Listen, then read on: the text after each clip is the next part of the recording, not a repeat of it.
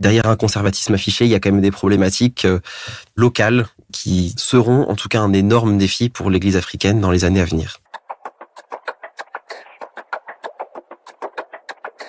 Mathieu Lasserre est journaliste au service religion de la Croix. Au printemps 2024, il s'est rendu au Nigeria, au Tchad et en République démocratique du Congo. Un périple d'1 mois et demi pendant lequel il est allé à la rencontre des catholiques pour mieux comprendre le rôle et les positions de l'Église africaine, aujourd'hui en pleine expansion. Dans ce podcast, un journaliste de la Croix raconte les coulisses d'un reportage, d'une enquête ou d'une rencontre. Ce qui s'est passé avant et comment il l'a vécu. Vous écoutez l'envers du récit.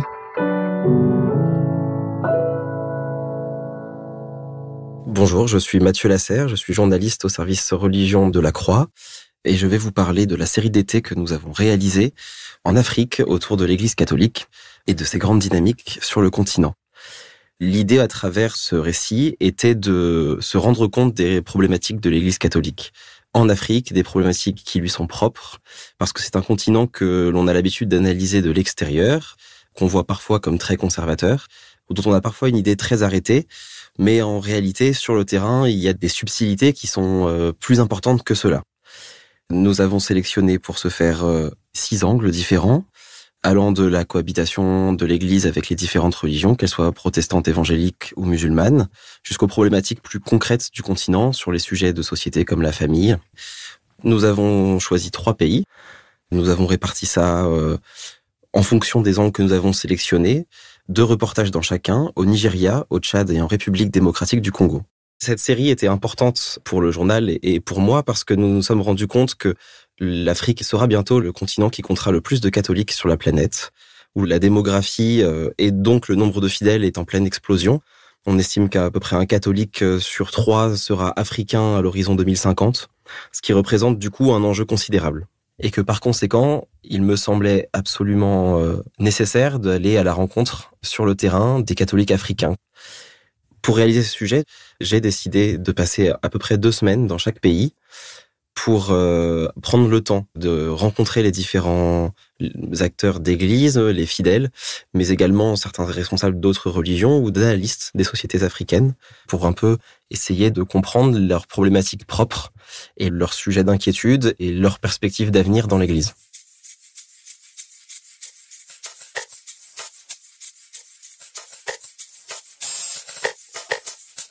Il y a une forme de lâcher-prise obligatoire quand on fait ce genre de reportage. Depuis Paris, on essaye de prendre des rendez-vous, d'appeler le plus de gens possible. Mais en fait, je suis parti au Nigeria, je crois, avec 2 rendez-vous fixés pour l'équivalent de 2 semaines, quasiment rien. Et en prenant l'avion, on se demande, je sais pas trop où j'atterris, je sais où je dors ce soir, mais après, c'est compliqué.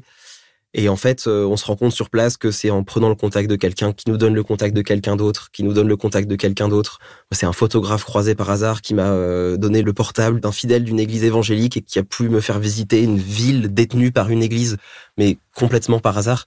Il faut un peu partir à l'aventure et il faut un petit peu accepter de pas trop savoir où on met les pieds. Culturellement, se projeter vers l'avenir, on en a une conception très différente. Ce que nous, on aime bien anticiper, eux... ils attendent de nous voir, en fait, sur place pour pouvoir dire je vous emmène là-bas. Donc ça a été, en tant que journaliste, la chose la plus importante, c'est se débrouiller sur place avec ce qu'on trouve sur le terrain et pas partir de Paris avec des idées trop arrêtées.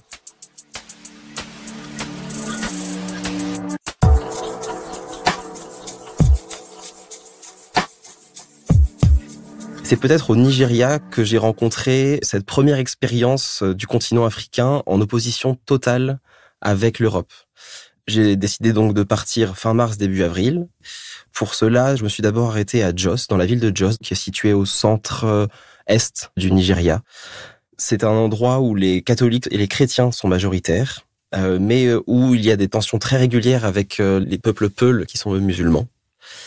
Donc j'arrive à Jos pour passer les fêtes de Pâques et le vendredi saint arrive et je suis devant la cathédrale de Jos dans un grand espace face à la cathédrale en terre battue et à l'occasion du vendredi saint, j'assiste à un spectacle avec des centaines de fidèles qui sont massés en cercle pour assister au chemin de croix qui est effectué par des jeunes qui se sont entraînés toute l'année comme des acteurs pour cette représentation.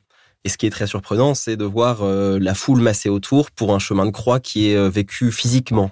Jésus est fouetté comme il l'aurait été il y a peut-être 2000 ans, jusqu'au sang, face à des centaines de personnes. Donc c'est très impressionnant. Et il y a une foule derrière, quoi. Il y a les réactions outrées de certains, il y a les encouragements d'autres. Il y a cette espèce d'engouement assez impressionnant autour de cette représentation.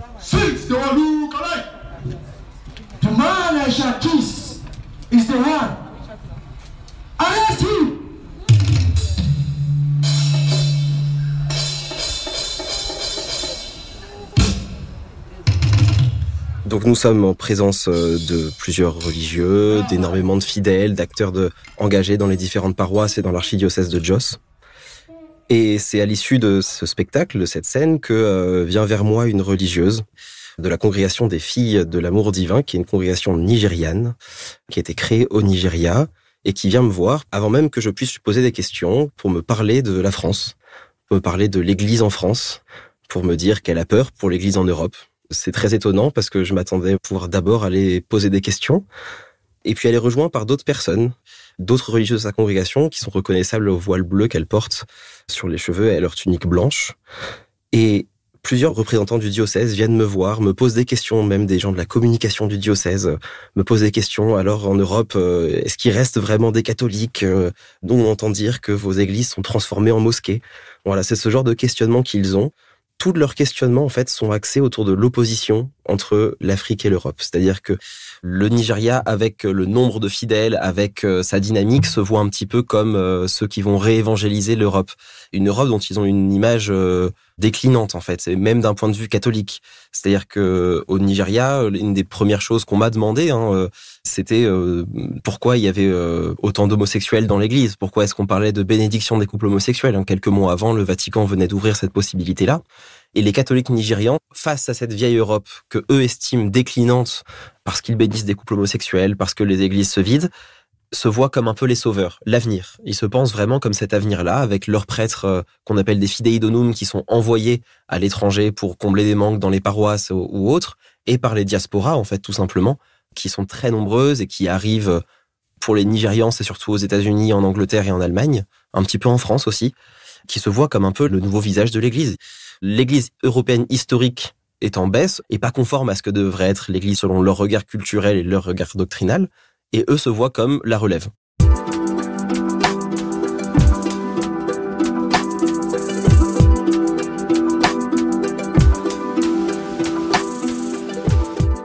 Après un peu plus de 2 semaines passées au Nigeria, je suis donc rentré en France pour quelques semaines à peine avant de reprendre un avion pour le Tchad, direction la capitale, N'Djamena. Et puis, un peu plus tard, je me rends dans le Guéra, dans une région de l'Est du Tchad, une région plus montagneuse, qui a cette particularité d'être à plus de 98% musulmane.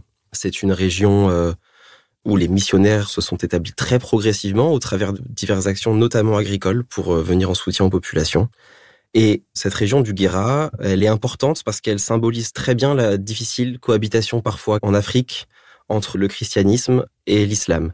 Le Tchad, on a à peu près 55% de musulmans pour 45% de chrétiens. L'Église catholique est majoritaire. Elle est assez représentative de tous ces pays du Sahel, en fait. Les chrétiens sont en nombre, mais divisés en plusieurs dénominations, quand l'islam est un peu plus hégémonique, a un peu plus de prise sur la société. Et alors au Tchad, dans cette région du Guéra, je vais dans un village, à Bitkin, un assez grand village, une petite ville, et un peu à l'écart de cette ville, j'assiste à une messe entre 2 arbres centenaires. C'est une grande messe d'un mouvement qui se rapproche des scouts tchadiens. Énormément de jeunes sont présents, beaucoup de danse, une messe qui se fait beaucoup en langue locale, ce qui est pour le coup assez rare parce qu'elle est souvent célébrée en français.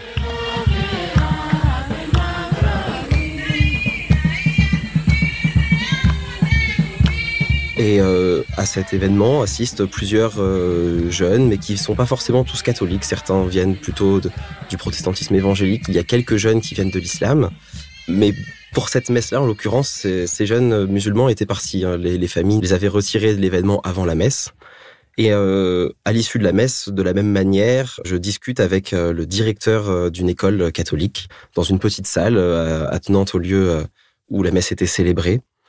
Et c'est là où on me confie effectivement que la cohabitation avec l'islam, si elle se passe généralement bien, cause quand même beaucoup de problèmes, notamment au niveau des conversions.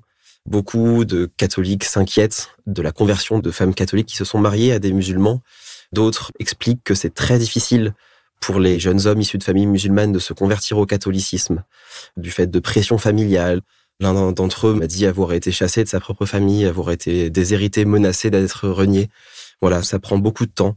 Et il y a un autre phénomène aussi, c'est le phénomène des conversions qui sont parfois forcées de jeunes catholiques qui, en prenant une épouse musulmane ou qui en déménageant, parfois dans des régions plutôt au nord du Tchad, qui sont des zones plus musulmanes, en fait perdent le lien avec l'Église et finissent par devenir musulmans.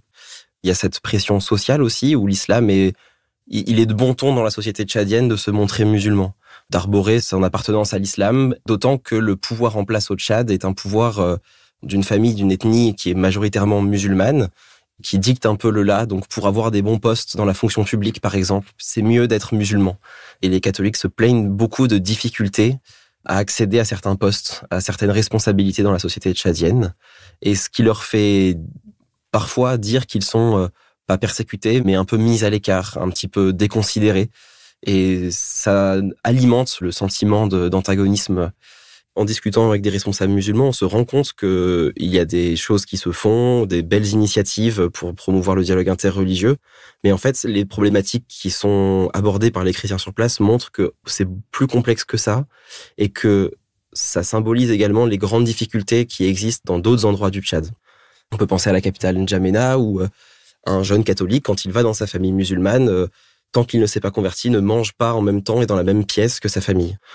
Et il y a des vrais points de tension que les responsables religieux de tous bords essayent de corriger, mais c'est rendu encore plus difficile par l'émergence d'un courant rigoriste au Tchad, comme dans toute l'Afrique sahélienne. Le Tchad ne fait pas exception, avec des imams formés souvent à l'étranger, au Soudan, parfois dans les pays du Golfe, et qui complique en fait les relations entre catholiques et musulmans.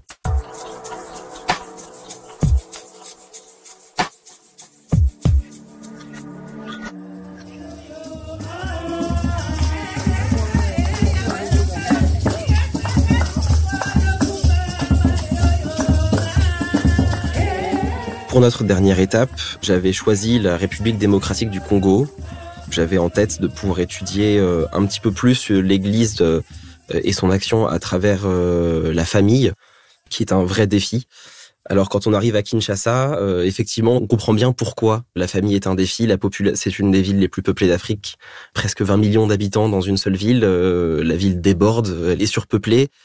Moi, ce qui m'a frappé en premier lieu à Kinshasa, c'est le phénomène des enfants des rues. Énormément d'enfants en groupe qui circulent, qui parfois se battent. On peut le voir en prenant tout simplement le bus. Des enfants livrés à la rue parce que les familles, pour diverses raisons, ne peuvent pas s'en occuper. Il y a le phénomène des enfants sorciers où les enfants sont rejetés dans les rues, mais il y a aussi le fait que les familles sont trop nombreuses, trop recomposées parfois, ce qui entraîne l'impossibilité de nourrir des bouches trop nombreuses. Alors l'Église a une difficulté par rapport à ça, c'est qu'elle a parfois du mal à gérer tout ce monde. Il y a trop de gens. Là, on a une autre particularité en RDC, c'est que l'Église est hégémonique. Le catholicisme est largement majoritaire. Je crois que c'est à peu près 60 à 70% des Congolais qui se disent catholiques. Mais il y a l'impossibilité de gérer toute cette problématique familiale qui dépasse largement les questions disciplinaires, doctrinales, internes à l'Église.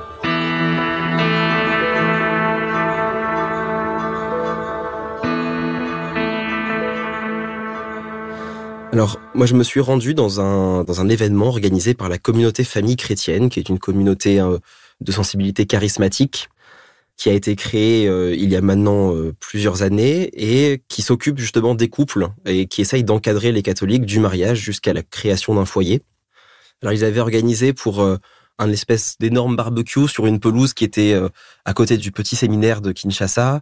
Il faut imaginer des barnums où on peut mettre facilement 500 à 600 personnes, une table avec un DJ qui met de la musique beaucoup trop fort et qui laisse de temps en temps sa place à un prêche ou un genre de sermon, parfois même d'un pasteur évangélique invité au micro, qui hurle dans un micro en lingala. C'est très très bruyant, mais c'est très joyeux en même temps.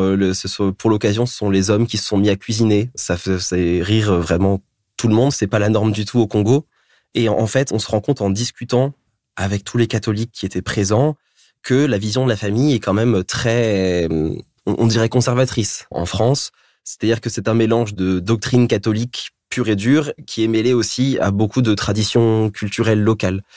Par exemple, l'homosexualité est un sujet abordé avec des mots très crus. Les quelques personnes présentes à cet événement avec qui j'ai pu échanger parlent de sorcellerie, de satanisme, de relations contre nature. Il y a quelque chose qui est assimilé à l'Europe, encore une fois, qui est assimilé à un catholicisme qui décline.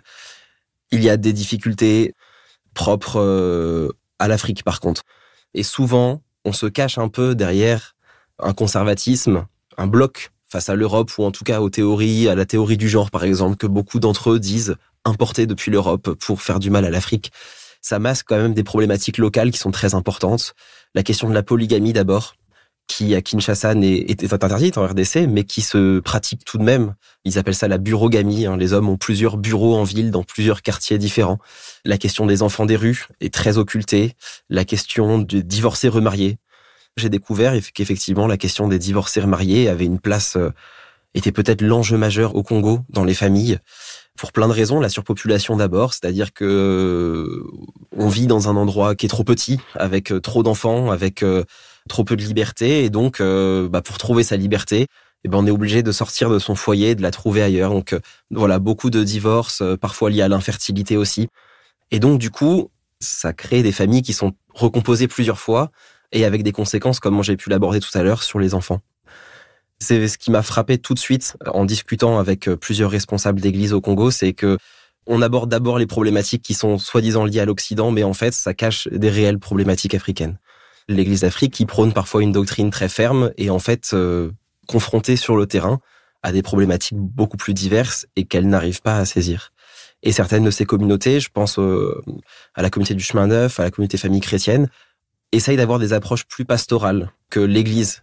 Il y a un espèce de fossé entre l'Église, donc le clergé, et les fidèles, qui fait que c'est de l'avis de beaucoup très compliqué d'avoir un dialogue et d'avoir des propositions pour les divorcés remariés, des solutions concrètes contre la polygamie, qui est d'ailleurs abordée lors du synode qui a été convoqué par le pape François, mais qui, sur le terrain en Afrique, ne se constate pas encore.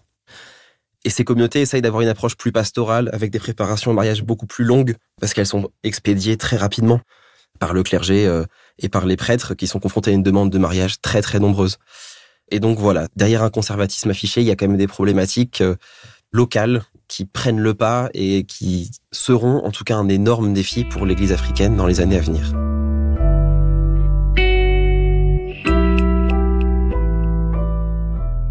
De retour à Paris, une fois qu'il faut se mettre à la rédaction de ces reportages, j'ai été confronté à un problème un peu particulier, c'est qu'il fallait un format qui soit vraiment un carnet de voyage et qui retranscrive un peu 1 mois et demi de voyage et de déplacement en Afrique. J'ai choisi aussi d'écrire à la première personne pour incarner le sujet et pour pouvoir faire en sorte que le lecteur puisse comme me suivre au travers de cette série. Et ça a été très difficile parce que je n'ai pas l'habitude du tout de mettre du moi, de mettre de mon ressenti, de mes analyses personnelles et de mon regard dans l'écriture.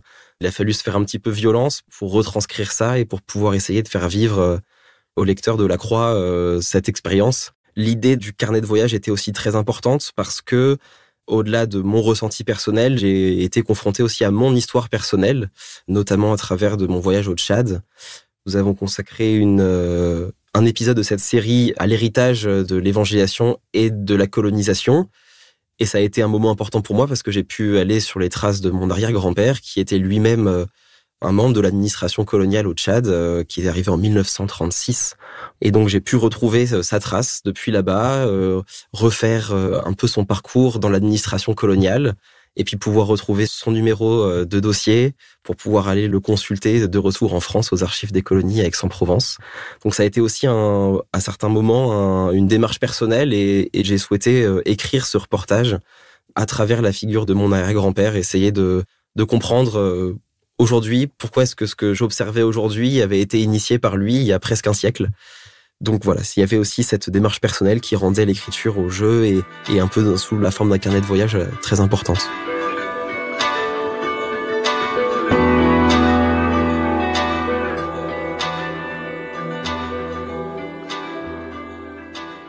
Ce qui m'a peut-être le plus frappé, si on fait une synthèse de ce mois et demi de voyage, c'est de découvrir à quel point l'idée qu'on se fait de l'Afrique vue depuis Paris n'est pas forcément mauvaise ou n'est pas forcément à côté de la plaque, mais manque de subtilité. En fait, on se rend compte sur le terrain, par les différents acteurs qu'on interroge, que la situation est toujours plus complexe. On a tendance à voir l'Afrique par un bloc très monolithique, une église catholique africaine très conservatrice, qui veut sa part du gâteau, qui aujourd'hui grandit et a sa voix qui porte. Mais en réalité, ce n'est pas parce qu'un archevêque parle très fort que la base catholique le suit toujours. Il y a une variété d'opinions, de sensibilités, de courants qui est assez importante. Si une partie du clergé semble très conservatrice et aujourd'hui a, en tout cas médiatiquement, la parole, il y a toujours des initiatives parfois de grande ampleur qui viennent nuancer ça et qui sont pas toujours retranscrites dans ce qu'on peut interpréter de l'Église catholique africaine depuis la France. C'est ce fossé que j'évoquais entre parfois le clergé et les fidèles, entre les responsables qui ont voix au chapitre au Vatican et ce que vit la base des catholiques. L'exemple qui me vient en tête, c'est au Nigeria, où la base catholique est préoccupée par leur sécurité dans un pays où la moitié est confrontée aux problèmes des djihadistes, ou à une économie qui est chancelante, à un contrat social qui est inexistant. Les catholiques se concentrent moins sur les aspects doctrinaux de l'Église que sur leur survie au quotidien. Et ça engendre du coup des questionnements très différents. Donc c'était une surprise effectivement de me confronter à ça. C'est quelque chose que moi j'avais analysé toujours de loin. Et donc effectivement de le voir sur le terrain, mon regard a vraiment changé sur les problématiques locales, et qu'elles soient d'église ou de société plus largement.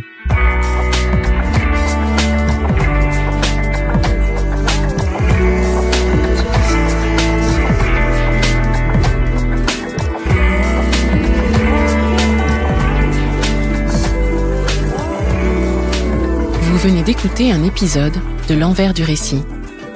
S'il vous a intéressé, n'hésitez pas à le partager et à vous abonner à notre podcast.